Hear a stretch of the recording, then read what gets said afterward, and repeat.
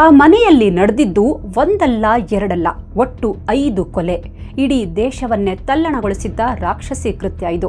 ಸತ್ತವರು ಒಂದೇ ಕುಟುಂಬದವರು, ಅಪ್ಪ, 3 ಮಕ್ಕಳು ಮತ್ತು ತಮ್ಮನ ಮಗ. ಹೀಗೆ 5 ಜನರನ್ನ ಬರ್ಬರವಾಗಿ ಹತ್ಯೆ ಮಾಡಲಾಗಿತ್ತು. ಮಕ್ಕಳು ಟೈಕ್ವಾಂಡೋ ಕಲಿತಾ ಇದ್ದಿದ್ರಿಂದ ಕೊಲೆಗಾರರ ಜೊತೆ ಸೆಣಸಾಡ್ತಾರೆ, ಆದ್ರೆ ಕೊನೆಗೆ ಅಸುನೀಗ್ತಾರೆ. ಹಾಗಾದ್ರೆ ಏನಿದು ಕೇಸ್? ಎಲ್ಲಾಗಿರೋದು ಈ ನಟೋರಿಯಸ್ ಕೊಲೆ? ಕೊಲೆಗಡುಕರು ಯಾರು?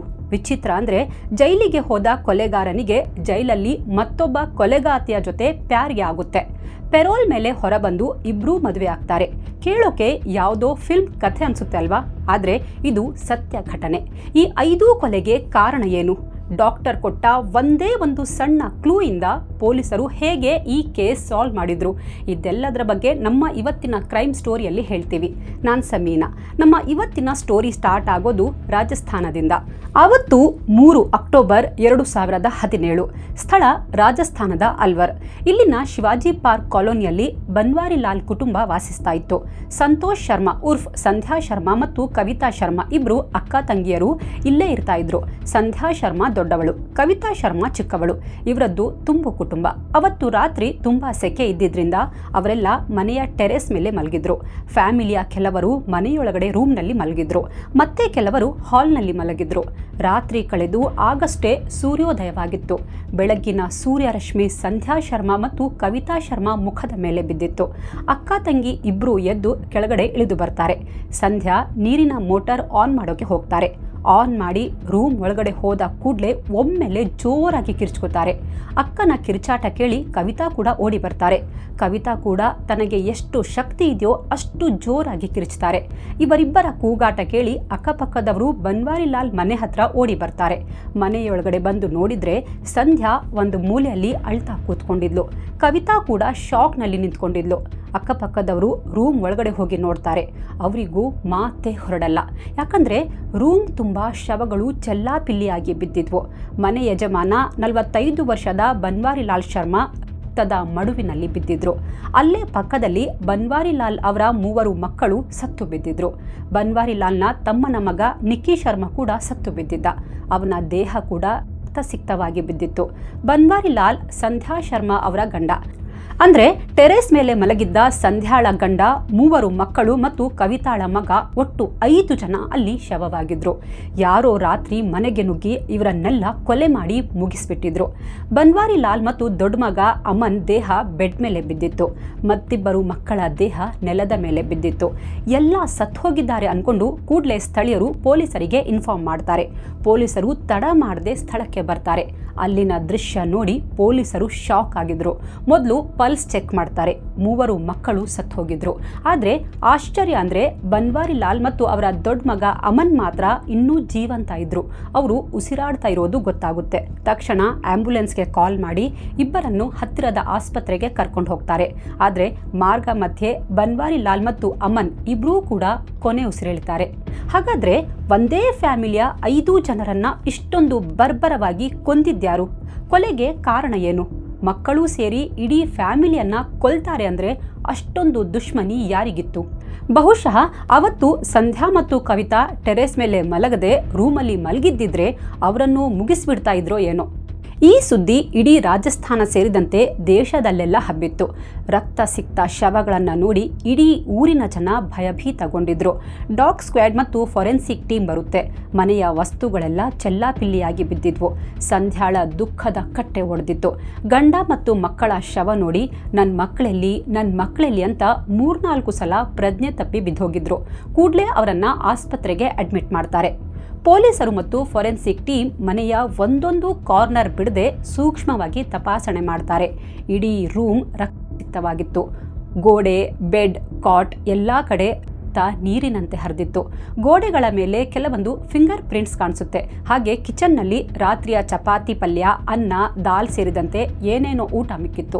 ಅದನ್ನೆಲ್ಲ ಕಲೆಕ್ಟ್ ಮಾಡಿ ಲ್ಯಾಬ್ಗೆ ಕಳಿಸ್ತಾರೆ. ಮೊದಲೇ ಬನ್ವಾರಿಲಾಲ್ ಮತ್ತು ಅಮನ್ ದೇಹವನ್ನ ಆಸ್ಪತ್ರೆಗೆ ಕಳಿಸಿಯಾಗಿತ್ತು. ಹಾಗಾಗಿ ಇನ್ನುಳಿದ 3 ಶವಗಳನ್ನ PMಗೆ ಕಳಿಸ್ತಾರೆ. ಒಟ್ಟು 5 ಶವಗಳ PM ಆರಂಭವಾಗುತ್ತೆ. ಬಹುಶಃ ಅಲ್ಲಿನ ವೈದ್ಯರು ಹೀಗೆ ಒಟ್ಟಿಗೆ ಒಂದೇ ಕುಟುಂಬದ 5 ಶವಗಳ PM ಮಾಡಿದ್ದು ಇದೇ ಮೊದಲಾಗಿತ್ತು. ಪೊಲೀಸರು ಕೊಲೆ ಕೇಸ್ ರಿಜಿಸ್ಟರ್ ಮಾಡಿಕೊಂಡು ತನಿಖೆಗಿಳಿತಾರೆ. ಮೊದಲಿಗೆ ಕೊಲೆಗಡುಕರು ಮನೆಯೊಳಗೆ ಹೇಗೆ ಎಂಟರ್ ಆದ್ರು ಅಂತ ಇನ್ವೆಸ್ಟಿಗೇಟ್ ಮಾಡ್ತಾರೆ. ಬನ್ವಾರಿಲಾಲ್ ಮನೆಗೆ 2 ಬಾಗಿಲುಗಳಿದ್ವು. ಒಂದು ಮೇನ್ ಡೋರ್, ಇನ್ನೊಂದು ಡೋರ್ ರೂಮ್ನಲ್ಲಿತ್ತು. ಅಲ್ಲಿಂದಾನು ಹೊರಗಡೆ ಹೋಗೋಕೆ ದಾರಿ ಇತ್ತು. ಸಂಧ್ಯಾ ಆಸ್ಪತ್ರೆಯಲ್ಲಿದ್ರು. ತಂಗಿ ಕವಿತಾ ಮಗನನ್ನ ಕಳ್ಕೊಂಡು ಹತ್ತು ಸುಸ್ತಾಗಿದ್ಲು. ಈ ವೇಳೆ ಕವಿತಾಳನ್ನ ಸಮಾಧಾನ ಮಾಡಿ ಪೊಲೀಸರು ವಿಚಾರಣೆ ಮಾಡ್ತಾರೆ. ಸರ್, ನಮ್ದು ಜಾಯಿಂಟ್ ಫ್ಯಾಮಿಲಿ. ಈ ಮನೆಯಲ್ಲಿ ನಾನು, ನನ್ನ ಗಂಡ ಮುಕೇಶ್ ಮತ್ತು ಮಕ್ಕಳು ಇರ್ತೀವಿ. ಹಾಗೆ ನಮ್ಮ ಅಕ್ಕ ಸಂಧ್ಯಾ ಶರ್ಮಾ ಮತ್ತು ಅವರ ಗಂಡ ಬನ್ವಾರಿಲಾಲ್ ಮತ್ತು ಅವರ 3 ಮಕ್ಕಳು ಇರ್ತಾರೆ. ಇನ್ಫ್ಯಾಕ್ಟ್ ನಾವಿಬ್ರು ಅಕ್ಕ ತಂಗಿ ಈ ಮನೆಯ ಅಣ್ಣ ತಮ್ಮನನ್ನೇ ಮದುವೆ ಆಗಿರೋದು ಅಂತ ಕವಿತಾ ಹೇಳ್ತಾರೆ. ನಿನ್ನೆ ರಾತ್ರಿ ನಾವೆಲ್ಲರೂ ಜೊತೆಯಲ್ಲಿ ಊಟ ಮಾಡಿದ್ವಿ. ಊಟ ಮಾಡಿದ್ಮೇಲೆ ನನ್ನ ಮಕ್ಕಳು ಯಾಕೋ ತುಂಬಾ ನಿದ್ರೆ ಬರ್ತಿದೆ ಅಂತ ಬೇಗ ಮಲ್ಕೊಂಡ್ರು. ಭಾವ, ಬನ್ವಾರಿಲಾಲ್ ಮತ್ತು ಮಕ್ಕಳು ಕೆಳಗಡೆ ರೂಮಲ್ಲಿ ಮಲಗಿದ್ರು. ನಾನು ಮತ್ತು ಸಂಧ್ಯಾಕ್ಕ ಟೆರೆಸ್ ಮೇಲೇನೆ ಯಾವಾಗಲೂ ಮಲಗೋದು. ನಿನ್ನೆ ರಾತ್ರಿ ಕೂಡ ನಾವಿಬ್ರು ಅಲ್ಲಿಗೆ ಹೋಗಿ ಮಲಗಿದ್ವಿ. ನನ್ಗಂತೂ ದಿಂಬಿಗೆ ತಲೆ ಕೊಟ್ಟ ಕೂಡಲೇ ಗಾಢ ನಿದ್ರೆ ಹತ್ತಿತ್ತು. ಮಧ್ಯ ಎಚ್ಚರನೇ ಆಗಲಿಲ್ಲ. ರಾತ್ರಿ ಏನಾಯ್ತು ಏನು ಗೊತ್ತೇ ಆಗಲಿಲ್ಲ ಸರ್ ಅಂತ ಹೇಳ್ತಾ ಅಳೋಕೆ ಸ್ಟಾರ್ಟ್ ಮಾಡ್ತಾರೆ. ಬೆಳಗ್ಗೆ ಎಂದಿನಂತೆ ನಾನು ಅಕ್ಕ ಮನೆ ಒಳಗಡೆ ಬಂದ್ವಿ. ಮೇನ್ ಗೇಟ್ ಓಪನ್ ಇತ್ತು. ದಿನಾ ರಾತ್ರಿ ನಾನೇ ಗೇಟ್ ಕ್ಲೋಸ್ ಮಾಡ್ತಾ ಇದ್ದದ್ದು. ನಿನ್ನೆ ಕೂಡ ಗೇಟ್ ಕ್ಲೋಸ್ ಮಾಡಿದ್ದು ನನಗೆ ಚೆನ್ನಾಗಿ ನೆನಪಿದೆ. ಆದರೆ ಬೆಳಗ್ಗೆ ನೋಡಿದ್ರೆ ಅದು ಹೇಗೆ ಓಪನ್ ಇತ್ತೋ ಗೊತ್ತಿಲ್ಲ. ಬಹುಶಃ ನಾನೇ ಮರ್ತು ಹಾಗೆ ಓಪನ್ ಇಟ್ಟಿರಬಹುದು ಅಂದ್ಕೊಂಡು ಸುಮ್ಮನಾದೆ ಅಂತ ಕವಿತಾ ಪೊಲೀಸರಿಗೆ ಹೇಳ್ತಾರೆ. ನಂತರ ನೀರಿನ ಮೋಟಾರ್ ಆನ್ ಮಾಡೋಕೆ ಸಂಧ್ಯಾ ಹೋದ್ಲು. ಆನ್ ಮಾಡಿ ರೂಮಿಗೆ ಬಂದವಳೆ ಜೋರಾಗಿ ಕಿರ್ಚಿದ್ಲು. ಅವಳ ಕಿರ್ಚಾಟ ಕೇಳಿ ನಾನು ಬಂದು ನೋಡಿದೆ. ರೂಮಲ್ಲಿ ಎಲ್ಲರೂ ಕೊಲೆಯಾಗಿ ಬಿದ್ದಿದ್ರು ಸರ್ ಅಂತ ಮತ್ತೆ ಅಳೋಕೆ ಸ್ಟಾರ್ಟ್ ಮಾಡ್ತಾರೆ. ಪೊಲೀಸರು ಕವಿತಾರ ಸ್ಟೇಟ್ಮೆಂಟ್ ದಾಖಲಿಸಿಕೊಳ್ತಾರೆ. ಮನೆ ತಪಾಸಣೆ ಮಾಡ್ತಾರೆ. ಕೊಲೆಗಡುಕರು ಆ ಮೇನ್ ಡೋರಿಂದಾನೇ ಮನೆಯೊಳಗಡೆ ಎಂಟರ್ ಆಗಿರೋದು ಗೊತ್ತಾಗಿತ್ತು. ಯಾರೂ ಬಲವಂತವಾಗಿ ಮನೆಯೊಳಗೆ ನುಗ್ಗಿರೋ ಬಗ್ಗೆ ಕುರುಹು ಇರಲಿಲ್ಲ. ಅಂದರೆ ಕವಿತಾ ಹೇಳೋ ಹಾಗೆ ಇವರೇ ಬಾಗಿಲು ಬಂದ್ ಮಾಡೋದನ್ನ ಮರ್ತಿರ್ಬೇಕು, ಇಲ್ಲ ಯಾರೋ ಒಳಗಡೆಯಿಂದ ಓಪನ್ ಮಾಡಿ ಕೊಲೆಗಾರನನ್ನ ಒಳಗೆ ಕರ್ಕೊಂಡಿರಬೇಕು. ಇವೆರಡೂ ಪಾಸಿಬಿಲಿಟಿ ಬಗ್ಗೆ ಪೊಲೀಸರು ಯೋಚಿಸ್ತಾರೆ. ಇಷ್ಟೊಂದು ಸಾಮೂಹಿಕ ಕೊಲೆಗಳನ್ನ ಒಬ್ಬ ವ್ಯಕ್ತಿ ಮಾಡೋಕೆ ಸಾಧ್ಯನೇ ಇಲ್ಲ. ಯಾರೋ ಗುಂಪು ಕಟ್ಕೊಂಡು ಬಂದು ಕೊಲೆ ಮಾಡಿ ಪರಾರಿಯಾಗಿದ್ದಾರೆ ಅಂತ ಥಿಯರಿ ರೆಡಿ ಮಾಡ್ತಾರೆ. ಹಾಗಾದ್ರೆ ಮನೆಯಲ್ಲಿ 5 ಜನರನ್ನ ಕೊಲ್ಲುವಾಗ ಇನ್ನೊಂದು ರೂಮಲ್ಲಿದ್ದ ಕವಿತಾರ ಮಕ್ಕಳಿಗಾಗ್ಲಿ, ಟೆರೆಸ್ನಲ್ಲಿದ್ದ ಸಹೋದರಿಯರಿಗಾಗ್ಲಿ ಅಥವಾ ಅಕ್ಕಪಕ್ಕದವರಿಗಾಗ್ಲಿ ಸೌಂಡ್ ಬಂದೇ ಇಲ್ವಾ? ಇದು ಸದ್ಯಕ್ಕೆ ಉತ್ತರ ಸಿಗದ ಪ್ರಶ್ನೆಯಾಗಿತ್ತು. ಇನ್ನೊಂದು ಪ್ರಶ್ನೆ ಅಂದ್ರೆ, ಈ ಘಟನೆ ಆದಾಗ ಕವಿತಾರ ಗಂಡ ಎಲ್ಲಿದ್ರು ಅನ್ನೋದು. ಕವಿತಾರನ್ನ ವಿಚಾರಿಸ್ತಾರೆ. ಸರ್, ಅವರು 3 ದಿನದ ಹಿಂದೆ ಏನೋ ಕೆಲಸ ಇದೆ ಅಂತ ಸಿಟಿಗೆ ಹೋದ್ರು. ಇನ್ನೂ ತನಕ ಬಂದಿಲ್ಲ. ಅವರ ಫೋನ್ ಕೂಡ ಸ್ವಿಚ್ ಆಫ್ ಬರ್ತಿದೆ. ಏನ್ ಮಾಡಬೇಕೋ ಗೊತ್ತಾಗ್ತಾ ಇಲ್ಲ. ಇಲ್ಲಿ ಕೊಲೆಗಳಾಗಿರೋ ವಿಷಯ ಮುಕೇಶ್ಗೆ ತಿಳಿಸೋಕೆ ತುಂಬಾ ಪ್ರಯತ್ನ ಮಾಡಿದ್ವಿ, ಆದ್ರೆ ಅವರು ಎಲ್ಲಿದ್ದಾರೆ ಗೊತ್ತಿಲ್ಲ ಅಂತಾರೆ. ಅಲ್ಲಿಗೆ ಪೊಲೀಸರ ಮೊದಲ ಸಸ್ಪೆಕ್ಟ್ ಮುಕೇಶ್ ಆಗಿದ್ರು.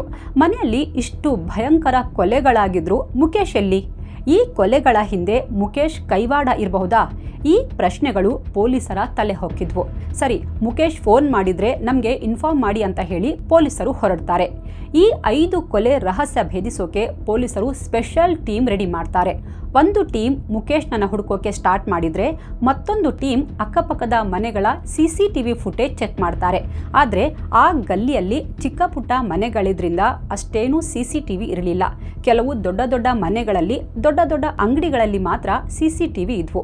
ಆ CCTV ಫುಟೇಜ್ ಚೆಕ್ ಮಾಡ್ತಾರೆ. ಆದರೆ ಆ ಫುಟೇಜ್ನಲ್ಲಿ ಪೊಲೀಸರಿಗೆ ಏನೂ ಸುಳಿವು ಸಿಗಲ್ಲ.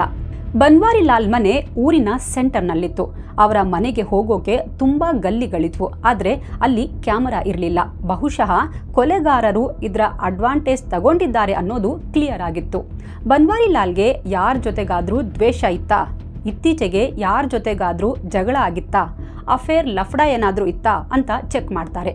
ಆದರೆ ದ್ವೇಷ, ಲವ್ ಲಫ್ಡ ಏನೇ ಇದ್ರೂ ಬರೀ ಬನ್ವಾರಿಲಾಲ್ನನ್ನ ಕೊಲೆ ಮಾಡ್ತಾರೆ. ಮುಗ್ಧ ಮಕ್ಕಳನ್ನ ಯಾಕೆ ಕೊಲೆ ಮಾಡ್ತಾರೆ? ಏನು ಕಾರಣ ಇರಬಹುದು? ಇಡೀ ಫ್ಯಾಮಿಲಿ ಡೀಟೇಲ್ಸ್ ಕಲೆಕ್ಟ್ ಮಾಡೋಕೆ ಸ್ಟಾರ್ಟ್ ಮಾಡ್ತಾರೆ. ಈಗ ಪೊಲೀಸರ ಅನುಮಾನದ ರಡಾರ್ನಲ್ಲಿ ಬನ್ವಾರಿಲಾಲ್ ಕುಟುಂಬ ಸದಸ್ಯರೂ ಇದ್ರು.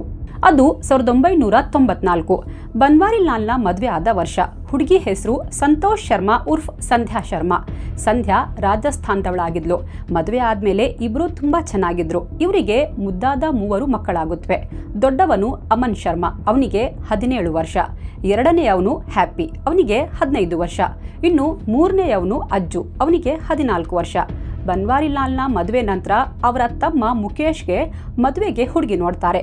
ಈ ಸಂಧ್ಯಾಗೆ ಒಬ್ಳು ತಂಗಿ ಇದ್ಲು, ಅವಳೇ ಕವಿತಾ. ಸುಮ್ಮನೆ ಯಾಕೆ ಅಲ್ಲಿ ನೋಡೋದು ಅಂತ ಕವಿತಾಳನ್ನೇ ಮನೆ ಸೊಸೆಯಾಗಿ ಮಾಡ್ಕೊಳ್ಳೋಣ ಅಂತ ಯೋಚಿಸ್ತಾರೆ. ಹೇಗೂ ಅಕ್ಕ ತಂಗಿ ಇಬ್ರು ಒಂದೇ ಮನೆಯಲ್ಲಿ ಇರ್ತಾರೆ, ಏನೂ ಪ್ರಾಬ್ಲಮ್ ಇರಲ್ಲ ಅಂದ್ಕೊಂಡು ಮದುವೆ ಮಾತುಕತೆ ಮಾಡ್ತಾರೆ. ಬನ್ವಾರಿಲಾಲ್ ತಮ್ಮ ಮುಖೇಶ್ ಮತ್ತು ಸಂಧ್ಯಾಳ ತಂಗಿ ಕವಿತಾರ ಮದುವೆ ಮಾಡ್ತಾರೆ. ಅಲ್ಲಿಗೆ ಅಕ್ಕ ತಂಗಿಯಾಗಿದ್ದವರು ಈಗ ವಾರ್ಗಿತ್ತಿಯಾಗಿದ್ರು. ಇಬ್ಬರು ಮನೆಯಲ್ಲಿ ತುಂಬಾ ಖುಷಿಯಾಗೇ ಇದ್ರು. ಕ್ರಮೇಣ ಕವಿತಾ ಮತ್ತು ಮುಖೇಶ್ಗೆ ಇಬ್ಬರು ಮುದ್ದಾದ ಮಕ್ಕಳಾಗ್ತಾರೆ. ಎಲ್ಲರೂ ಒಂದೇ ಮನೆಯಲ್ಲಿ ಸಂತೋಷವಾಗಿದ್ರು. ಇವರದ್ದು ಜಾಯಿಂಟ್ ಫ್ಯಾಮಿಲಿ ಆಗಿತ್ತು. ಅಲ್ವಾರ್ ಜಿಲ್ಲೆಯ ಕಥುಮಾರನ್ನ ತಹಸೀಲನ್ಗಾರು ಊರಲ್ಲಿ ಇವರ ಪೂರ್ವಜರ ಪ್ರಾಪರ್ಟಿ ಇತ್ತು. ಆ ಮನೆ ತುಂಬಾ ದೊಡ್ಡದಿತ್ತು. ಅದರಲ್ಲೇ ಎಲ್ಲರೂ ವಾಸಿಸ್ತಾ ಇದ್ರು. ಅಣ್ಣ ತಮ್ಮನ ಮಧ್ಯೆ ತುಂಬಾ ಪ್ರೀತಿ ಇತ್ತು. ಮಕ್ಕಳು ತುಂಬಾ ಪ್ರೀತಿಯಿಂದ ಇರ್ತಾ ಇದ್ರು. ಹೀಗಿರುವಾಗ 14 ವರ್ಷಗಳ ಹಿಂದೆ ಕೆಲಸದ ನಿಮಿತ್ತ ಬನ್ವಾರಿಲಾಲ್ ಫ್ಯಾಮಿಲಿ ಅಲ್ವರ್ನ ಶಿವಾಜಿ ಪಾರ್ಕ್ ಕಾಲೋನಿಗೆ ಶಿಫ್ಟ್ ಆಗ್ತಾರೆ. ಇನ್ಫ್ಯಾಕ್ಟ್ ಎಲ್ಲರೂ ಶಿಫ್ಟ್ ಆಗಿದ್ರು. ಊರಲ್ಲಿನ ಮನೆ, ಜಮೀನು, ಪಿತ್ರಾರ್ಜಿತ ಆಸ್ತಿ ಎಲ್ಲವನ್ನ ಅವರ ಸ್ವಂತ ಚಿಕ್ಕಪ್ಪ ಮತ್ತು ಚಿಕ್ಕಪ್ಪನ ಮಕ್ಕಳು ನೋಡ್ಕೋತಾ ಇದ್ರು. ಶಿವಾಜಿ ಪಾರ್ಕ್ಗೆ ಶಿಫ್ಟ್ ಆದಮೇಲೆ ಹೇಗೂ ಊರ ಕಡೆ ಹೆಚ್ಚು ಓಡಾಡೋಕೆ ಆಗಲ್ಲ. ಹಾಗಾಗಿ ಆಸ್ತಿ ಭಾಗ ಮಾಡ್ಕೊಳ್ಳೋಣ ಅಂತ ಬನ್ವಾರಿಲಾಲ್ ತನ್ನ ಚಿಕ್ಕಪ್ಪನಿಗೆ ಹೇಳ್ತಾರೆ. ಆದರೆ ಆಸ್ತಿ ಭಾಗ ವಿಚಾರ ಕೇಳಿ ಚಿಕ್ಕಪ್ಪ ಸಿಟ್ಟಿಗೆದ್ದಿದ್ರು. ಒಮ್ಮೆಲೆ ರೇಗಾಡ್ಬಿಡ್ತಾರೆ. ಅಲ್ಲಿಂದ ಬನ್ವಾರಿಲಾಲ್ ಮತ್ತು ಅವರ ಚಿಕ್ಕಪ್ಪನ ಮಧ್ಯೆ ಪ್ರಾಪರ್ಟಿ ವಿಚಾರಕ್ಕೆ ಗಲಾಟೆ ನಡೀತಾ ಇತ್ತು. 3-4 ವರ್ಷದ ಹಿಂದೆ ಆಸ್ತಿ ವಿಚಾರಕ್ಕೆ ಎರಡೂ ಫ್ಯಾಮಿಲಿ ನಡುವೆ ಹೊಡೆದಾಟವು ನಡೆದು ಹೋಗಿತ್ತು. ನಂತರ ಊರವರು ಮಧ್ಯಸ್ಥಿಕೆ ವಹಿಸಿ ಎರಡೂ ಫ್ಯಾಮಿಲಿಗಳಿಗೆ ಸಮಾಧಾನ ಮಾಡಿದ್ರು. ಈ ವಿಚಾರ ಪೊಲೀಸರ ತನಿಖೆ ವೇಳೆ ಮುನ್ನೆಲೆಗೆ ಬರುತ್ತೆ. ಅಲ್ಲಿಗೆ ಪ್ರಾಪರ್ಟಿ ವಿಚಾರಕ್ಕೆ ಬನ್ವಾರಿಲಾಲ್ ಮತ್ತು ಮಕ್ಕಳನ್ನ ಕೊಂದಿರಬಹುದು ಅಂತ ಇನ್ನೊಂದು ಥಿಯರಿ ರೆಡಿಯಾಗುತ್ತೆ. ಆ ಆ್ಯಂಗಲ್ನಲ್ಲಿ ತನಿಖೆ ಸ್ಟಾರ್ಟ್ ಮಾಡ್ತಾರೆ. ಆಸ್ಪತ್ರೆಗೆ ಅಡ್ಮಿಟ್ ಆಗಿದ್ದ ಸಂಧ್ಯಾರ ವಿಚಾರಣೆ ಮಾಡ್ತಾರೆ. ಹೌದು ಸರ್, 3 ವರ್ಷದ ಹಿಂದೆ ನನ್ನ ಗಂಡನ ಫ್ಯಾಮಿಲಿಯಲ್ಲಿ ದೊಡ್ಡ ಹೊಡೆದಾಟವೇ ಆಗಿತ್ತು. ಅವರೇ ನನ್ನ ಗಂಡ ಮತ್ತು ನನ್ನ ಮಕ್ಕಳನ್ನ ಕೊಲೆ ಮಾಡಿಸಿರಬಹುದು ಅಂತ ಅನುಮಾನ ಪಡ್ತಾರೆ. ಹುಷಾರಿಲ್ಲದ ಕಾರಣ ಸಂಧ್ಯಾರನ್ನ ಪೊಲೀಸರು ಹೆಚ್ಚು ವಿಚಾರಣೆ ಮಾಡೋಕೆ ಹೋಗಲ್ಲ.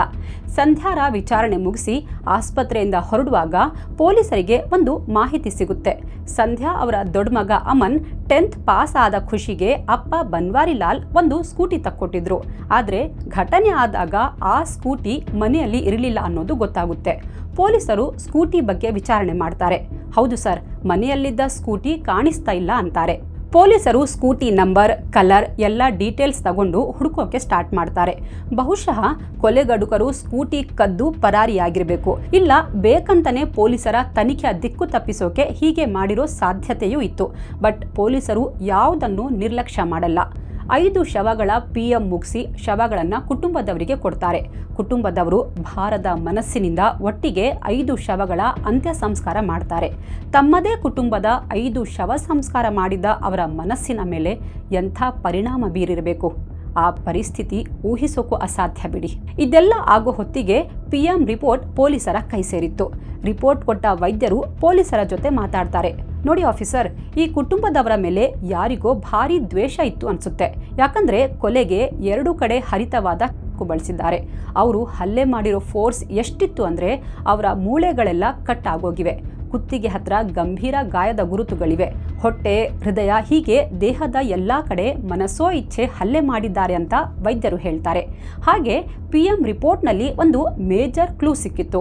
ಕೊಲೆಯಾದ 5 ಜನರ ಪೈಕಿ 4ರ ದೇಹದಲ್ಲಿ ಯಾವುದೋ ನಶೆ ಪದಾರ್ಥ ಸಿಕ್ಕಿತ್ತು. ಹಾಗಾಗಿ ಕೊಲೆಯಾದಾಗ ಆ 4 ಜನ ರೆಸಿಸ್ಟ್ ಮಾಡಿರಲಿಲ್ಲ. ಆದರೆ ಬನ್ವಾರಿಲಾಲ್ ದೊಡ್ಡ ಮಗ ಅಮನ್ ಮಾತ್ರ ಕೊಲೆಗಡುಕರು ಕೊಲ್ಲೋಕೆ ಬಂದಾಗ ತನ್ನನ್ನು ಬಚಾವ್ ಮಾಡ್ಕೊಳ್ಳೋಕೆ ತುಂಬ ಪ್ರಯತ್ನಿಸಿದ್ದ. ಹೀಗಾಗಿ ಅವನ ಮೇಲೆ ಮನಸೋ ಇಚ್ಛೆ ಹಲ್ಲೆ ಮಾಡಿದ್ದಾರೆ. ಅಮನ್ನನ್ನ ಬಿಟ್ಟು ಮತ್ತೆಲ್ಲರನ್ನ ಪ್ರಜ್ಞೆ ಇಲ್ಲದೆ ಇರುವಾಗ ಕೊಲೆ ಮಾಡಿದ್ದಾರೆ ಅಂತ ರಿಪೋರ್ಟ್ನಲ್ಲಿತ್ತು. ಇಲ್ಲಿ ಗಮನಿಸಬೇಕಾದ ಅಂಶ ಅಂದರೆ ಕವಿತಾ ಕೂಡ ಅವತ್ತು ರಾತ್ರಿ ಊಟ ಆದಮೇಲೆ ನನ್ನ ಮಕ್ಕಳು ತುಂಬ ನಿದ್ದೆ ಬರ್ತಿದೆ ಅಂತ ಹೋಗಿ ಮಲಗಿಬಿಟ್ರು. ನನಗೂ ತುಂಬ ನಿದ್ದೆ ಬಂದಿತ್ತು, ರಾತ್ರಿ ಸ್ವಲ್ಪವೂ ಎಚ್ಚರವಾಗಿಲ್ಲ ಅಂತ ಸ್ಟೇಟ್ಮೆಂಟ್ ಕೊಟ್ಟಿದ್ರು. ಈಗ ಕೊಲೆಯಾದ 4 ಜನರ ದೇಹದಲ್ಲೂ ನಶೆ ಪದಾರ್ಥ ಪತ್ತೆಯಾಗಿದೆ. ಅಂದರೆ ಆ ರಾತ್ರಿ ಇವರ ಊಟದಲ್ಲಿ ಯಾರೋ ಇವರಿಗೆಲ್ಲ ನಿದ್ದೆ ಬರೋ ಹಾಗೆ ಮಾತ್ರೆ ಹಾಕಿರಬೇಕು, ನಂತರ ಕೊಲೆ ಮಾಡಿರಬೇಕು ಅನ್ನೋ ಮತ್ತೊಂದು ಥಿಯರಿ ರೆಡಿ ಮಾಡ್ತಾರೆ. ಹಾಗಾದರೆ ಊಟದಲ್ಲಿ ನಶೆ ಪದಾರ್ಥ ಹಾಕಿದ್ಯಾರು? ಇಲ್ಲಿಂದ ಒಂದು ಭಯಾನಕ ರಹಸ್ಯ ತೆರೆದುಕೊಳ್ಳೋದ್ರಲ್ಲಿತ್ತು. ಇಲ್ಲಿಂದ ಈ ಘಟನೆ ಹಿಂದೆ ಯಾರೋ ಫ್ಯಾಮಿಲಿ ಮೆಂಬರ್ನದ್ದೇ ಕೈವಾಡ ಇದೆ ಅನ್ನೋ ಗುಮಾನಿ ಆರಂಭವಾಗಿತ್ತು. ಹೀಗಿರುವಾಗ ಯಾರೋ ಅನಾಮಧೇಯ ಪೊಲೀಸ್ ಸ್ಟೇಷನ್ಗೆ ಕಾಲ್ ಮಾಡಿ, ಸರ್, ಮಂಡಿಮೋರ್ ಏರಿಯಾದಲ್ಲಿ ರೈಲ್ವೆ ಸ್ಟೇಷನ್ ಹತ್ರ ಒಂದು 2 ವೀಲರ್ ತುಂಬ ದಿನದಿಂದ ನಿಂತಿದೆ, ನಮ್ಗೆ ಯಾಕೋ ಅನುಮಾನ ಇದೆ, ನೀವು ಒಮ್ಮೆ ಬಂದು ಚೆಕ್ ಮಾಡಿ ಅಂತಾರೆ. ಪೊಲೀಸರು ಅಲ್ಲಿಗೆ ಹೋಗಿ ನೋಡಿದ್ರೆ ಆ ಗಾಡಿ ಅಮ್ಮನ್ನ ಸ್ಕೂಟಿ ಆಗಿತ್ತು. ಅದರ ಮೇಲೆ ರಕ್ತದ ಕಲೆಗಳಿದ್ವು, ಹ್ಯಾಂಡಲ್ ಮೇಲೆ ನೆತ್ತರು ಅಂಟಿತ್ತು. ಹಾಗೆ ಸ್ಕೂಟಿ ಮೇಲೆ 3 ಫಿಂಗರ್ ಪ್ರಿಂಟ್ ಕೂಡ ಇತ್ತು. ಮಂಡಿಮೋರ್ ಏರಿಯಾದಲ್ಲಿದ್ದ ಎಲ್ಲ CCTV ಫುಟೇಜ್ ಚೆಕ್ ಮಾಡ್ತಾರೆ. ಒಂದು CCTVಯಲ್ಲಿ ಅಕ್ಟೋಬರ್ 2 ಮತ್ತು 3 ಮಧ್ಯರಾತ್ರಿ ಇಬ್ಬರು ಸ್ಕೂಟಿಯಲ್ಲಿ ಬಂದಿರೋದು ರೆಕಾರ್ಡ್ ಆಗಿತ್ತು. ಅದರಲ್ಲಿ ಒಬ್ಬ ವ್ಯಕ್ತಿ ಮಂಡಿಮೋರ್ನಲ್ಲೇ ಇಳಿದಿದ್ದ. ಆ ವ್ಯಕ್ತಿ ಅಲ್ಲೇ ಇದ್ದ ಒಂದು ನೀರಿನ ಟ್ಯಾಂಕ್ನ ಟ್ಯಾಪ್ ಓಪನ್ ಮಾಡಿ ಕೈ ಕಾಲು ಮುಖ ತೊಳೆದಿದ್ದ. ಮತ್ತೊಬ್ಬ ವ್ಯಕ್ತಿ ಗಾಡಿಯನ್ನ ತಳ್ಕೊಂಡು ಹೋಗಿ ಪಾರ್ಕ್ ಮಾಡಿದ್ದ. ಆಮೇಲೆ ಅವನೂ ಬಂದು ಕೈ ಕಾಲು ಮುಖ ತೊಳೆದಿದ್ದ. ನಂತರ ಇಬ್ಬರು ಕೆಲ ಹೊತ್ತು ಮಾತಾಡಿಕೊಂಡು ಅಲ್ಲಿಂದ ಹೋಗಿದ್ರು. ಆದರೆ ಕತ್ತಲು ಜಾಸ್ತಿ ಇದ್ದಿದ್ರಿಂದ CCTVಯಲ್ಲಿ ಅವರ ಮುಖ ಕ್ಲಿಯರ್ ಆಗಿ ಕಾಣಿಸ್ತಾ ಇರಲಿಲ್ಲ. ಸ್ಕೂಟಿ ಮೇಲೆ ಸಿಕ್ಕ 3 ಫಿಂಗರ್ ಪ್ರಿಂಟ್ಸ್ ಮತ್ತು ಕೊಲೆಯಾದ ಸ್ಥಳದಲ್ಲಿ ಸಿಕ್ಕ ಫಿಂಗರ್ ಪ್ರಿಂಟ್ ಜೊತೆ ಮ್ಯಾಚ್ ಮಾಡ್ತಾರೆ. ಅದು 100% ಮ್ಯಾಚ್ ಆಗಿತ್ತು. ಅಲ್ಲದೆ ಕೊಲೆಯಾದ ಜಾಗದಲ್ಲಿ ಇನ್ನೂ ಒಂದು ಫಿಂಗರ್ ಪ್ರಿಂಟ್ ಕೂಡ ಸಿಕ್ಕಿತ್ತು. ಹೀಗಾಗಿ ಕೊಲೆಯಲ್ಲಿ 4 ಜನ ಶಾಮೀಲಾಗಿರಬಹುದು ಅಂತ ಪೊಲೀಸರು ಅಂದಾಜಿಸ್ತಾರೆ. ಹಾಗಾದರೆ ಆ 4ನೇ ವ್ಯಕ್ತಿ ಯಾರು? ಅದೇ ಮನೆಯ ಸದಸ್ಯ ಇರಬಹುದಾ?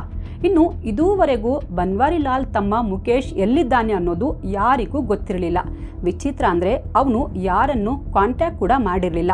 ಹೀಗಾಗಿ ಪೊಲೀಸರ ಸಸ್ಪೆಕ್ಟ್ ಲಿಸ್ಟ್ನಲ್ಲಿ ಅವನೇ ಟಾಪಲ್ಲಿದ್ದ. ಪೊಲೀಸರು ಮತ್ತೆ ಹಾಸ್ಪಿಟಲ್ಗೆ ಹೋಗ್ತಾರೆ.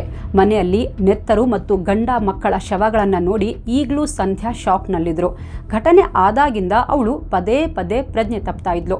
ಅವಳ ಆರೋಗ್ಯ ತುಂಬ ಹದಗೆಟ್ಟಿತ್ತು. ಅದಕ್ಕೆ ಹಾಸ್ಪಿಟಲ್ನಲ್ಲೇ ಟ್ರೀಟ್ಮೆಂಟ್ ತಗೊಳ್ತಾ ಇದ್ರು.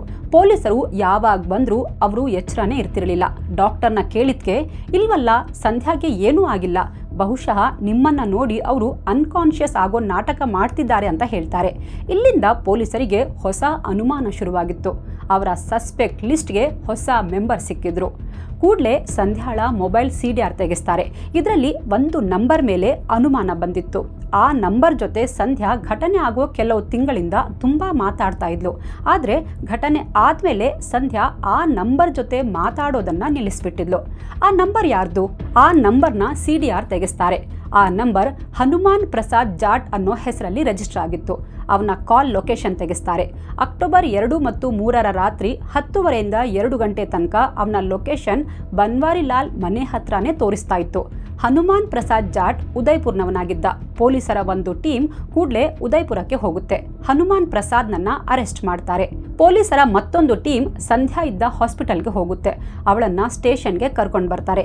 ಯಾಕೆ ಸರ್, ಏನಾಯ್ತು? ನನಗೆ ಹುಷಾರಿಲ್ಲ, ನಾನು ನನ್ನ ಗಂಡ ಮತ್ತು ಮಕ್ಕಳನ್ನ ಕಳ್ಕೊಂಡು ದುಃಖದಲ್ಲಿದ್ದೀನಿ, ಅಂಥದ್ರಲ್ಲಿ ನನ್ನನ್ನು ಯಾಕೆ ಸ್ಟೇಷನ್ಗೆ ಕರ್ಕೊಂಡು ಬಂದ್ರಿ ಅಂತ ಸದಾರಮೆ ನಾಟಕ ಶುರು ಮಾಡ್ತಾಳೆ.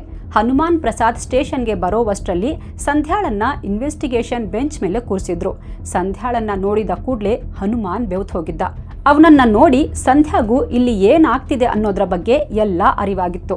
ಪೊಲೀಸರು, ಏನಮ್ಮ ಸಂಧ್ಯಾ, ಎಲ್ಲ ನೀನೇ ಹೇಳ್ತೀಯೋ ಅಥವಾ ಅನ್ನುವಷ್ಟರಲ್ಲಿ ಸಂಧ್ಯಾ ಅಳೋಕೆ ಸ್ಟಾರ್ಟ್ ಮಾಡ್ತಾಳೆ. ಇಲ್ಲಿಂದ ಸಂಧ್ಯಾ ತನ್ನ ಕಥೆ ಸ್ಟಾರ್ಟ್ ಮಾಡ್ತಾಳೆ. ಸರ್, ನನ್ನ ಹೆಸರು ಸಂತೋಷ್ ಶರ್ಮಾ ಅಲಿಯಾಸ್ ಸಂಧ್ಯಾ ಶರ್ಮಾ. ನನಗೆ 35 ವರ್ಷ. ಎಲ್ಲ ಹುಡುಗಿರ ಥರ ನನಗೂ ಜೀವನದಲ್ಲಿ ತುಂಬ ಆಸೆ ಕನಸುಗಳಿದ್ವು. ನನಗೆ ಲಕ್ಸುರಿ ಲೈಫ್ ಲೀಡ್ ಮಾಡಬೇಕಿತ್ತು. ಡಿಸೈನರ್ ಬಟ್ಟೆ ಹಾಕ್ಕೊಳ್ಳೋ ಆಸೆ ಇತ್ತು. ದೊಡ್ಡ ದೊಡ್ಡ ಕಾರಲ್ಲಿ ಓಡಾಡಬೇಕು ಅನ್ನೋ ಕನಸಿತ್ತು. ಆದರೆ ನನ್ನ ಅಪ್ಪ ಅಮ್ಮ ಲೋವರ್ ಮಿಡಿಲ್ ಕ್ಲಾಸ್ನವನಾಗಿದ್ದ ಬನ್ವಾರಿಲಾಲ್ ಜೊತೆ ನನ್ನ ಮದುವೆ ಮಾಡಿಬಿಟ್ರು. ಅವನು ಫ್ಯಾಕ್ಟ್ರಿಯಲ್ಲಿ ಆಪರೇಟರ್ ಆಗಿ ಕೆಲಸ ಮಾಡ್ತಾ ಇದ್ದ. ಮದುವೆ ಆದಮೇಲೆ ಫೈನಾನ್ಷಿಯಲಿ ತುಂಬ ತೊಂದರೆ ಇತ್ತು. ಮನೆ ಖರ್ಚು ತೆಗೆಯೋದೇ ಕಷ್ಟ ಆಗಿತ್ತು. ನಮಗೆ 3 ಮಕ್ಕಳಾದಮೇಲೆ ಜವಾಬ್ದಾರಿ ಇನ್ನೂ ಜಾಸ್ತಿ ಆಗೋಯಿತು. ಸರ್, ನಾನು ಟೈಕ್ವಾಂಡೋ ಮಾರ್ಷಲ್ ಆರ್ಟ್ ಕಲ್ತಿದ್ದೆ. ಮಕ್ಕಳು ಸ್ವಲ್ಪ ದೊಡ್ಡವರಾದ್ಮೇಲೆ ಮತ್ತೆ ಟೈಕ್ವಾಂಡೋ ಟ್ರೈನಿಂಗ್ ತಗೊಂಡೆ.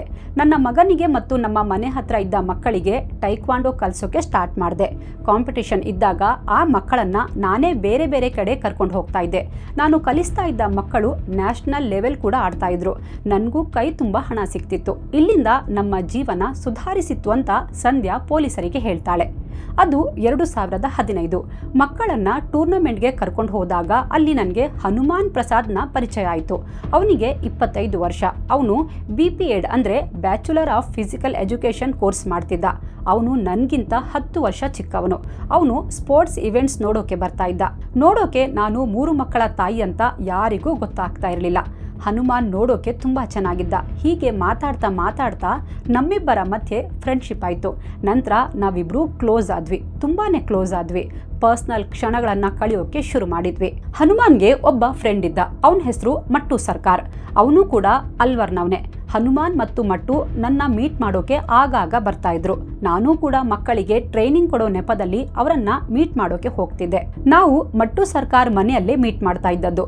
ನಮ್ಮಿಬ್ಬರ ಅಫೇರ್ ಜಾಸ್ತಿ ದಿನ ಪ್ರೈವೇಟ್ ಆಗಿ ಉಳಿಲಿಲ್ಲ. ಒಂದಿನ ನನ್ನ ದೊಡ್ಡ ಮಗ ಅಮನ್ ನಮ್ಮಿಬ್ಬರನ್ನ ನೋಡ್ಬಿಟ್ಟ. ಮನೆಗೆ ಬಂದ ಮೇಲೆ ಅಪ್ಪನಿಗೆ ಎಲ್ಲ ಹೇಳ್ಬಿಟ್ಟ ಅಂತ ಸಂಧ್ಯಾ ಹೇಳ್ತಾಳೆ. ಬನ್ವಾರಿಲಾಲ್ ಅವತ್ತು ನನಗೆ ಸರಿಯಾಗಿ ಬೈದ. ನನಗೆ ಅಮನ್ ಮೇಲೆ ತುಂಬ ಸಿಟ್ಟಿತ್ತು. ಇಲ್ಲಿಂದ ನನಗೆ ಬನ್ವಾರಿ ಮತ್ತು ಮಕ್ಕಳನ್ನ ನೋಡಿದ್ರೆ ಕೋಪ ಬರ್ತಾ ಇತ್ತು. ಬನ್ವಾರಿ ನಾನು ಮನೆಯಿಂದ ಆಚೆ ಹೋಗೋದನ್ನ ನಿಲ್ಲಿಸ್ಬಿಟ್ಟ. ನನ್ನ ಟೈಕ್ವಾಂಡೋ ಕ್ಲಾಸ್ ಕೂಡ ನಿಲ್ಲಿಸ್ಬಿಟ್ಟ. ಇದರಿಂದಾಗಿ ಹನುಮಾನ್ನ ಮೀಟ್ ಮಾಡೋಕೆ ಆಗ್ತಾ ಇರಲಿಲ್ಲ. ಆದರೂ ಗಂಡ ಇಲ್ಲದೆ ಇರುವಾಗ ಹನುಮಾನ್ ಜೊತೆ ಮಾತಾಡ್ತಾ ಇದ್ದೆ ಸರ್ ಅಂತಾಳೆ. ನಾನು ಮತ್ತು ಹನುಮಾನ್ ಮದುವೆ ಮಾಡ್ಕೋಬೇಕು ಅಂತ ಡಿಸೈಡ್ ಮಾಡಿದ್ವಿ. ಹೀಗೆ ಒಂದಿನ ಮಾತಾಡ್ತಾ ಇರುವಾಗ ಬನ್ವಾರಿ ಮತ್ತು ಅಮ್ಮನನ್ನ ಮುಗಿಸ್ಬಿಡೋಣ ಅಂದೆ. ನನ್ನ ಮಾತು ಕೇಳಿ ಹನುಮಾನ್ ಹೆದರ್ಬಿಟ್ಟ. ನಾನಿದೆಲ್ಲ ಕೆಲಸ ಮಾಡಲ್ಲ ಅಂದ್ಬಿಟ್ಟ. ನೋಡು, ನನ್ನನ್ನು ಮದುವೆ ಮಾಡ್ಕೋಬೇಕು, ನನ್ನ ಜೊತೆ ಸಂಸಾರ ಮಾಡಬೇಕು ಅಂದರೆ ನೀನು ಗಂಡ ಮಕ್ಕಳನ್ನು ನಮ್ಮ ದಾರಿಯಿಂದ ತೆಗಿಲೇಬೇಕು ಅಂತ ಕನ್ವಿನ್ಸ್ ಮಾಡಿದೆ. ಹನುಮಾನ್ ನನ್ನನ್ನು ತುಂಬ ಹಚ್ಕೊಂಡಿದ್ದ. ನನ್ನ ಪ್ರೀತಿಗೆ ಕಟ್ಟು ಬಿದ್ದು ಹ್ಞೂ ಅಂದ. ಇಲ್ಲಿಂದ ನಾವಿಬ್ರು ಫೋನ್ನಲ್ಲೇ ಪ್ಲಾನಿಂಗ್ ಸ್ಟಾರ್ಟ್ ಮಾಡಿದ್ವಿ. ಘಟನೆಯ 3 ತಿಂಗಳು ಮುಂಚೆ ಹನುಮಾನ್ ಫೇಕ್ ID ಕೊಟ್ಟು 2 ಸಿಮ್ ಕಾರ್ಡ್ ತಗೊಂಡ. ಒಂದು ಅವನೇ ಇಟ್ಕೊಂಡ, ಮತ್ತೊಂದು ನನಗೆ ಕೊಟ್ಟ. ನಾವಿಬ್ರು ಇದೇ ನಂಬರ್ನಿಂದ ಮಾತಾಡ್ತಾ ಇದ್ವಿ. 3 ಮಕ್ಕಳು ಮತ್ತು ಗಂಡನನ್ನ ಮುಗಿಸೋಕೆ ಒಬ್ಬನಿಂದ ಆಗಲ್ಲ ಅಂತ ನಮಗೆ ಚೆನ್ನಾಗಿ ಗೊತ್ತಿತ್ತು. ಅದಕ್ಕೆ ಹನುಮಾನ್ ತನ್ನ ಫ್ರೆಂಡ್ ದೀಪಕ್ನನ್ನ ಕಾಂಟ್ಯಾಕ್ಟ್ ಮಾಡ್ದ. ಒಂದು ಕೆಲಸ ಇದೆ, ದುಡ್ಡು ಕೊಡ್ತೀನಿ, ಮಾಡ್ತೀಯಾ ಅಂತ ಕೇಳ್ದ. ದುಡ್ಡು ಅಂತ ಹೇಳಿದ ಕೂಡಲೇ ದೀಪಕ್ ಒಪ್ಕೊಂಡ. ದೀಪಕ್ ತನ್ನ ಮತ್ತೊಬ್ಬ ಕಸಿನ್ ಕಪಿಲ್ಗೂ ಪ್ಲಾನ್ನಲ್ಲಿ ಸೇರಿಸ್ಕೊಂಡ. ಇವರಿಬ್ಬರಿಗೆ 3,000 ರೂಪಾಯಿ ಕೊಡ್ತೀವಿ ಅಂದ್ವಿ. ಎಂಥ ಪಾಪಿಗಳು ಇವರು. ಒಬ್ಬನಿಗೆ 19, ಇನ್ನೊಬ್ಬನಿಗೆ 20 ವರ್ಷ ವಯಸ್ಸು. ಜಸ್ಟ್ 3,000 ರೂಪಾಯಿ ಆಸೆಗೆ 5 ಜನರನ್ನ ಕೊಲ್ಲೋಕೆ ತಯಾರಾಗ್ಬಿಟ್ರು. ನಂತರ ಡಿಸ್ಕಸ್ ಮಾಡಿ ನಾನೇ ಡೇಟ್ ಫೈನಲ್ ಮಾಡಿದೆ ಅಂತಾಳೆ. ಅವತ್ತು 2 ಅಕ್ಟೋಬರ್ 2017. ಘಟನೆಯ 3 ದಿನ ಮುಂಚೆ ಹನುಮಾನ್ ಆನ್ಲೈನ್ನಲ್ಲಿ ಒಂದು ಚಾಕು ತರಿಸ್ಕೊಂಡ. ಇನ್ನೊಂದು ಚಾಕು ಮಾರ್ಕೆಟ್ನಿಂದ ಖರೀದಿಸಿದ್ದ. ಏನೂ ಎವಿಡೆನ್ಸ್ ಸಿಗಬಾರ್ದು ಅಂತ ಸರ್ಜಿಕಲ್ ಗ್ಲೌಸ್ ಕೂಡ ಖರೀದಿ ಮಾಡಿದ್ರು. ಹನುಮಾನ್ ನಿದ್ದೆ ಮಾತ್ರೆ ತಂದುಕೊಟ್ಟ. ಆ ರಾತ್ರಿ ಡಿನ್ನರ್ಗೆ ಒಳ್ಳೆ ಅಡುಗೆ ಮಾಡಿದ್ದೆ. ಮೊಸರು ಬಜ್ಜಿ ಕೂಡ ಮಾಡಿದ್ದೆ. ಮಾತ್ರೆಗಳನ್ನು ಜಜ್ಜಿ ಮೊಸರು ಬಜ್ಜಿಯಲ್ಲಿ ಮಿಕ್ಸ್ ಮಾಡಿಬಿಟ್ಟೆ. ಎಲ್ಲರೂ ಊಟ ತುಂಬಾ ಚೆನ್ನಾಗಿದೆ ಅಂತ ಚಪ್ಪರಿಸಿ ತಿಂದ್ರು. ನನ್ನ ದೊಡ್ಡ ಮಗ ಅಮ್ಮನ್ಗೆ ಅವತ್ತು ಹುಷಾರಿರ್ಲಿಲ್ಲ. ಅದಕ್ಕೆ ಅವನು ಮೊಸರು ಬಜ್ಜಿ ತಿಂದಿರಲಿಲ್ಲ. ಊಟ ಮಾಡಿಕೊಂಡು ಎಲ್ಲರೂ ರೂಮ್ಗೆ ಹೋಗಿ ಮಲ್ಕೊಂಡ್ರು. ಪ್ಲಾನ್ ಪ್ರಕಾರ ನಾನು ಹನುಮಾನ್ಗೆ 9 ಗಂಟೆ ಸುಮಾರಿಗೆ ಫೋನ್ ಮಾಡಿದೆ. ಹನುಮಾನ್ ಮೊದಲೇ ಉದಯ್ಪುರ್ನಿಂದ ಮಟ್ಟು ಸರ್ಕಾರ್ ಮನೆಗೆ ಬಂದಿದ್ದ. ಅವನ ಜೊತೆ ಕಪಿಲ್ ಮತ್ತು ದೀಪಕ್ ಕೂಡ ಬಂದಿದ್ರು. 4 ಜನ ನಮ್ಮ ಮನೆ ಹತ್ರ ಬಂದ್ರು. ನಾನು ಟೆರೆಸ್ ಮೇಲೆ ನಿಂತ್ಕೊಂಡು ಅವರಿಗಾಗಿ ವೇಟ್ ಮಾಡ್ತಾ ಇದ್ದೆ. ಅವರಿಗೆ ಎಲ್ಲರೂ ಮಲಗಿದ್ದಾರೆ ಅಂತ ಸಿಗ್ನಲ್ ಕೊಟ್ಟೆ. ಸರಿ ಅಂತ ಅವರೆಲ್ಲ ಅಲ್ಲಿಂದ ಹೋದ್ರು. ಮಧ್ಯರಾತ್ರಿ 1 ಗಂಟೆ ಸುಮಾರಿಗೆ ದೀಪಕ್, ಕಪಿಲ್ ಮತ್ತು ಹನುಮಾನ್ ಮನೆಗೆ ಬಂದ್ರು. ಮಟ್ಟು ಸರ್ಕಾರ್ ಮಾತ್ರ ತನ್ನೂರಿಗೆ ಹೋಗ್ಬಿಟ್ಟಿದ್ದ. ನಾನು ಮೇನ್ ಗೇಟ್ ಓಪನ್ ಮಾಡಿದೆ. ಎಲ್ಲರನ್ನೂ ಮನೆ ಒಳಗಡೆ ಸೇರಿಸಿದೆ. ಬೇಗ ಕೆಲಸ ಮುಗಿಸಿ ಅಂದೆ. ರೂಮಲ್ಲಿ ಗಂಡ ಬನ್ವಾರಿಲಾಲ್ ಮತ್ತು ಅಮನ್ ಬೆಡ್ ಮೇಲೆ ಮಲಗಿದ್ರು. 3 ಮಕ್ಕಳು ಕೆಳಗಡೆ ಮಲಗಿದ್ರು. ಮೊದಲು ದೀಪಕ್ ಮತ್ತು ಕಪಿಲ್ ಬನ್ವಾರಿಯನ್ನ ಮುಗಿಸಿದ್ರು. ನಾನು ಗಂಡನ ಕಾಲು ಗಟ್ಟಿ ಹಿಡ್ಕೊಂಡಿದ್ದೆ. ಹನುಮಾನ್ ಚಾಕುಯಿಂದ ಕತ್ತು ಇದ್ಬಿಟ್ಟ. ಅವನ ಮೇಲೆ ಮನಸ್ಸೋ ಇಚ್ಛೆ ಹಲ್ಲೆ ಮಾಡಿ ಕೊಲೆ ಮಾಡಿಬಿಟ್ಟ. ಅಮನ್ ಮೊಸರು ಬಜ್ಜಿ ತಿಂದಿರಲಿಲ್ಲ. ಹಾಗಾಗಿ ಅವನಿಗೆ ನಿದ್ದೆ ಎಚ್ಚರ ಆಗೋಯ್ತು. ಏನ್ ನಡೀತಿದೆ ಅಂತ ಅವನ ಅರಿವಿಗೆ ಬರೋಕ್ಕೂ ಮೊದಲೇ ಅವನ ಮೇಲೆ ಹಲ್ಲೆ ಮಾಡಿದ್ರು. ಅಮನ್ ನನ್ನ ಹತ್ರ ಟೈಕ್ವಾಂಡೋ ಮಾರ್ಷಲ್ ಆರ್ಟ್ ಕಲ್ತಿದ್ದ. ಆವತ್ತು ಅವನು ಸಖತ್ ಫೈಟ್ ಮಾಡ್ದ. ಆದ್ರೆ ಅವರು 3 ಜನ ಇದ್ದುದ್ರಿಂದ ಎಲ್ಲ ಸೇರ್ಕೊಂಡು ಅವನನ್ನ ಕೊಲೆ ಮಾಡಿಬಿಟ್ರು. ನಂತರ ಕೆಳಗಿದ್ದ 3 ಕೊಲೆ ಮಾಡಿದ್ರು. ಅದರಲ್ಲಿ ನನ್ನ ತಂಗಿ ಮಗ ಕೂಡ ಇದ್ದ ಸರ್ ಅಂತ ತಾನು ಮಾಡಿದ ಪಾಪಕೃತ್ಯದ ಬಗ್ಗೆ ಹೇಳ್ತಾಳೆ. ಎಂಥ ತಾಯಿ ಇವಳು, ತಾನೇ ಹೆತ್ತ ಮಕ್ಕಳನ್ನ ತನ್ನ ಕಣ್ಮುಂದೆ ಕೊಲೆ ಮಾಡಿದ್ದಾಳಲ್ಲ, ಛೀ. ಎಲ್ಲರನ್ನ ಮುಗಿಸಿದ ಮೇಲೆ ನಾನೇ ಅಮ್ಮನ್ನ ಸ್ಕೂಟಿ ಕೀ ಹನುಮಾನ್ಗೆ ಕೊಟ್ಟೆ. 3 ಜನ ಸ್ಕೂಟಿ ತಗೊಂಡು ಹೋದ್ರು. ನಂತರ ನಾನು ನನ್ನ ಬಟ್ಟೆ ಚೇಂಜ್ ಮಾಡಿಕೊಂಡು ನನ್ನ ತಂಗಿ ಹತ್ರ ಹೋಗಿ ಸೈಲೆಂಟ್ ಆಗಿ ಮಲ್ಕೊಂಡೆ. 3 ರೈಲ್ವೆ ಸ್ಟೇಷನ್ ಹೋದ್ರು. ಹನುಮಾನ್ ಮಧ್ಯದಲ್ಲೇ ಇಳ್ಕೊಂಡ. ಮತ್ತಿಬ್ಬರು ಸ್ಕೂಟಿ ಅಲ್ಲೇ ಪಾರ್ಕ್ ಮಾಡಿದ್ರು ಸರ್ ಅಂತ ಸಂಧ್ಯಾ ಹೇಳ್ತಾಳೆ. ಎಲ್ಲರೂ ತಮ್ಮ ತಮ್ಮ ಊರಿಗೆ ಹೋದ್ರು. ಹನುಮಾನ್ ಕೂಡ ಬೆಳಕಾಗುವಷ್ಟರಲ್ಲಿ ಉದಯ್ಪುರ್ ರೀಚ್ ಆಗಿದ್ದ. ಬೆಳಗ್ಗೆ ನಾನು ನಾಟಕ ಶುರು ಮಾಡಿದೆ ಅಂತ ಈ ಪಾಪಿ ತಾಯಿ ಕನ್ಫೆಸ್ ಮಾಡ್ತಾಳೆ. ಪೊಲೀಸರು ಇಬ್ಬರ ಸ್ಟೇಟ್ಮೆಂಟ್ ತಗೊಂಡು ಎಲ್ಲ ಆರೋಪಿಗಳನ್ನ ಅರೆಸ್ಟ್ ಮಾಡ್ತಾರೆ. ಮಹಜರಿಗೆ ಕರ್ಕೊಂಡು ಹೋಗಿ ಕೊಲೆಗೆ ಉಪಯೋಗಿಸಿದ್ದ ಚಾಕುಗಳನ್ನ ರಾಜ್ಘಾಟ್ ಹತ್ರ ಇದ್ದ ಕಾಲುವೆಯಿಂದ ರಿಕವರ್ ಮಾಡ್ತಾರೆ. ಹಾಗೆ ಕೊಲೆ ಟೈಮಲ್ಲಿ ಆರೋಪಿಗಳು ಧರಿಸಿದ್ದ ಬಟ್ಟೆಗಳನ್ನ ವಶಕ್ಕೆ ಪಡಿತಾರೆ. ರಕ್ತದ ಕಲೆಗಳಿದ್ದ ಬಟ್ಟೆಗಳನ್ನ ಅವರ ಮನೆಯಿಂದ ದೂರದಲ್ಲಿ ಹೂತಾಕಿದ್ರು. 7 ಮೊಬೈಲ್ ಫೋನ್ ಸೇರಿದಂತೆ ಇನ್ನೂ ಹಲವು ಎವಿಡೆನ್ಸ್ ಕಲೆಕ್ಟ್ ಮಾಡ್ತಾರೆ. ಎಲ್ಲರನ್ನೂ ನ್ಯಾಯಾಲಯಕ್ಕೆ ಹಾಜರುಪಡಿಸ್ತಾರೆ.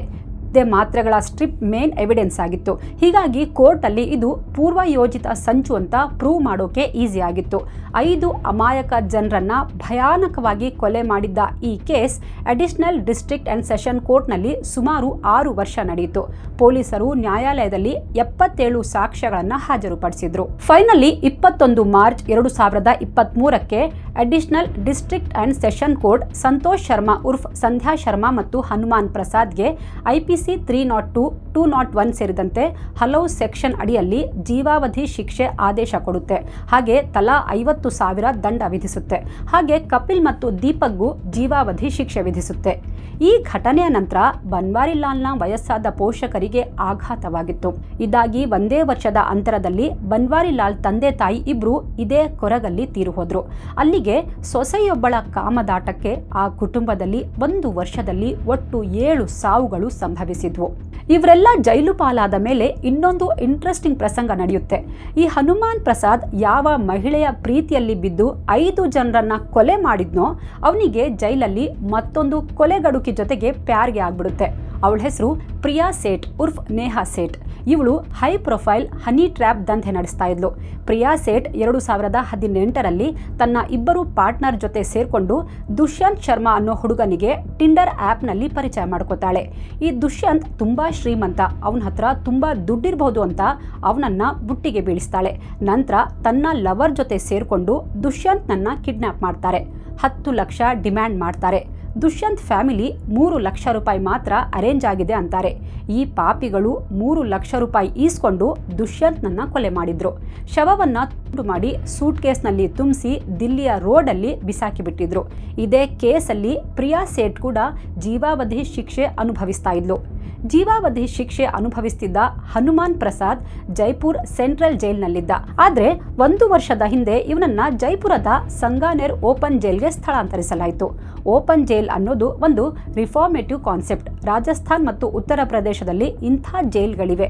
ಇಲ್ಲಿ ಹೆಚ್ಚಿನ ಭದ್ರತೆ ಇರೋದಿಲ್ಲ. ಇಲ್ಲಿ ಖೈದಿಗಳು 4 ಗೋಡೆಗಳ ಮಧ್ಯೆ ಬಂಧಿಯಾಗಿರೋದಿಲ್ಲ. ಯಾರು ಜೈಲ್ನಲ್ಲಿ ಹಲವು ವರ್ಷಗಳಿಂದ ಉತ್ತಮ ಸನ್ನಡತೆ ತೋರಿಸ್ತಾರೋ ಅಂಥವರನ್ನ ಈ ಓಪನ್ ಜೈಲ್ಗೆ ಹಾಕಲಾಗುತ್ತೆ. ಇಲ್ಲಿ ಇವರು ದಿನ ಕೆಲಸಕ್ಕೂ ಹೋಗಬಹುದು, ತಮ್ಮ ಫ್ಯಾಮಿಲಿ ಸದಸ್ಯರನ್ನೂ ಮೀಟ್ ಮಾಡಿ ಮತ್ತೆ ಜೈಲಿಗೆ ಬರಬಹುದು. ಆ ಮೂಲಕ ಅಪರಾಧಿಗಳ ಸುಧಾರಣೆಗೆ ಕ್ರಮ ಕೈಗೊಳ್ಳಲಾಗುತ್ತೆ. ಇಂಥ ಓಪನ್ ಜೈಲಲ್ಲೇ ಪ್ರಿಯಾ ಸೇಠ್ ಮತ್ತು ಹನುಮಾನ್ ಮೀಟ್ ಮಾಡಿದ್ದು. ಇಲ್ಲೇ ಇಬ್ಬರಿಗೂ ಲವ್ ಆಗಿ ಇಬ್ರು ರಾಜಸ್ಥಾನ್ ಹೈಕೋರ್ಟ್ನಿಂದ ಎಮರ್ಜೆನ್ಸಿ 15 ದಿನ ಪೆರೋಲ್ ತಗೊಳ್ತಾರೆ. ಜನವರಿ 23, 2026ಕ್ಕೆ ಇಬ್ರು ಮದುವೆನೂ ಮಾಡ್ಕೋತಾರೆ. ಮದುವೆ ನಂತರ ಇಬ್ರು ಮತ್ತೆ ಜೈಲಿಗೆ ಹೋದ್ರು. ಮುಂದೆ ಇವರಿಗೆ ಮಕ್ಕಳಾದ್ರೂ ಆಗಬಹುದು. ಇಬ್ರು ಸನ್ನಡತೆ ಆಧಾರದಲ್ಲಿ ಬಿಡುಗಡೆಯಾದ್ರೂ ಅಚ್ಚರಿ ಇಲ್ಲ ಬಿಡಿ. ಈ ಮದುವೆ ಸಾರ್ವಜನಿಕರಲ್ಲಿ ತೀವ್ರ ಆಕ್ರೋಶಕ್ಕೆ ಕಾರಣವಾಗಿತ್ತು. ಇಂಥ ಕೊಲೆಗಡುಕರಿಗೆ ಪೆರೋಲ್ ಸಿಗುತ್ತೆ, ಇಷ್ಟೆಲ್ಲ ಅನುಕೂಲತೆಗಳು ಸಿಗುತ್ತೆ ಅಂದ್ರೆ ಖಂಡಿತ ನಮ್ಮ ಕಾನೂನಿನಲ್ಲಿ ತಿದ್ದುಪಡಿ ಆಗಬೇಕು ಅಲ್ವಾ? ಸದ್ಯ ಸಂಧ್ಯಾ ಶರ್ಮಾ ಜೈಪುರದ ವಿಮೆನ್ ಜೈಲ್ನಲ್ಲಿ ಜೀವಾವಧಿ ಶಿಕ್ಷೆ ಅನುಭವಿಸ್ತಿದ್ದಾಳೆ. ಅಂದಹಾಗೆ ಕವಿತಾಳ ಗಂಡ ಬನ್ವಾರಿಲಾಲ್ನ ತಮ್ಮ ಮುಖೇಶ್ ನಂತರ ಮನೆಗೆ ಬರ್ತಾನೆ.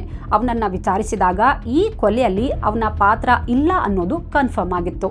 ಒಟ್ನಲ್ಲಿ ಯಾರೋ ಒಬ್ಬನ ಮೋಹಪಾಶದಲ್ಲಿ ಸಿಲುಕಿ ಕಾಮದ ಹಪಹಪಿಯಿಂದಾಗಿ ಸಂಧ್ಯಾ ತನ್ನ ಸಂಸಾರವನ್ನ ತಾನೇ ಹಾಳು ಮಾಡಿಕೊಂಡ್ಳು. ತಾನೇ ಹೆತ್ತ ಮಕ್ಕಳು ಮತ್ತು ಗಂಡನನ್ನ ಕೊಲೆ ಮಾಡಿಸಿದ್ಲು. ಯಾರಿಗಾಗಿ ಇಷ್ಟೆಲ್ಲ ಮಾಡಿದ್ಲೋ ಅವನ ಜೊತೆ ಬಾಳುವ ಅದೃಷ್ಟವೂ ಅವಳಿಗಿರಲಿಲ್ಲ. ಅವನು ಮಾತ್ರ ಮತ್ಯಾರ ಜೊತೆಗೋ ಮದುವೆಯಾಗಿ ಬಿಂದಾಸ್ ಆಗಿದ್ದಾನೆ. ಪಾಪ ಆ ಮಕ್ಕಳು ಟೈಕ್ವಾಂಡೋ ಕಲಿತು ಒಳ್ಳೆ ಕ್ರೀಡಾಪಟುಗಳಾಗಿ ದೇಶಕ್ಕೆ ಉತ್ತಮ ಅಸೆಟ್ ಆಗ್ತಾ ಇದ್ರು. ಆದರೆ ಹೆತ್ತಮ್ಮನಿಂದನೇ ಬರ್ಬರವಾಗಿ ಕೊಲೆಯಾಗಿ ಹೋದ್ರು. ಆ ಮಕ್ಕಳ ಶಾಪ ಇವರಿಗೆ ತಟ್ಟದೇ ಇರಲ್ಲ. ಈ ಕೇಸ್ ಬಗ್ಗೆ ನಿಮಗೆ ಏನು ಅನಿಸುತ್ತೆ ಕಾಮೆಂಟ್ ಮಾಡಿ ತಿಳಿಸಿ. Thank you so much.